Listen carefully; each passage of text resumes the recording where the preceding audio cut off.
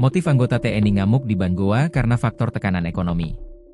Divisi Infanteri 3 Kostrad angkat bicara soal oknum prajurit inisial PRAKS melakukan penembakan di pos security salah satu ban di Sunggu Minasa, Kecamatan Somba Opu, Kabupaten Goa, Sulawesi Selatan, Sulsel.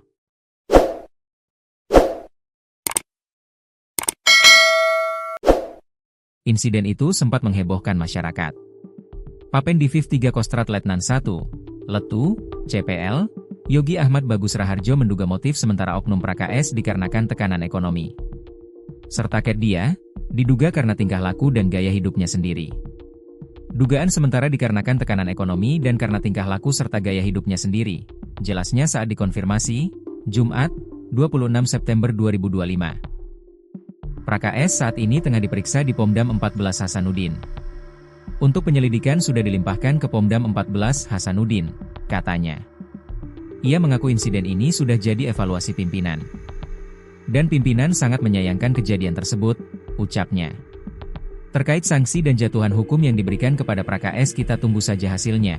Namun pimpinan kami memberikan atensi seberatnya, tambahnya. Sementara itu, Dandim 1409 Goa, Letkol Infantri Heri Kuswanto mengatakan oknum PRAKS telah diserahkan ke POM.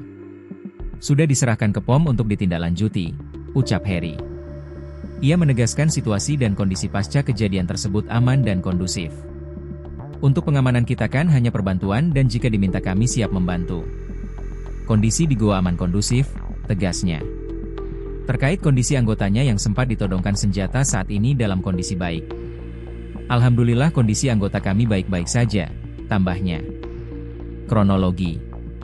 Peristiwa penembakan terjadi di salah satu ban BUMN di Sunggu Minasa, Kecamatan Somba Opu, Kabupaten Goa, Sulawesi Selatan, Sulsel, Kamis, 25 September 2025. Aksi tersebut dilakukan oleh oknum TNI berinisial PRAKS. Dandim 1409 Goa, Letkol Infantri Heri Kuswanto membenarkan kejadian tersebut. Ia menyebut oknum tersebut inisial S dari Satuan Divisi 3 Kostrad.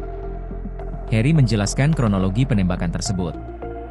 Bermula saat S masuk ke dalam ban dengan membawa senjata laras panjang. Senjata itu disembunyikan di dalam jaketnya.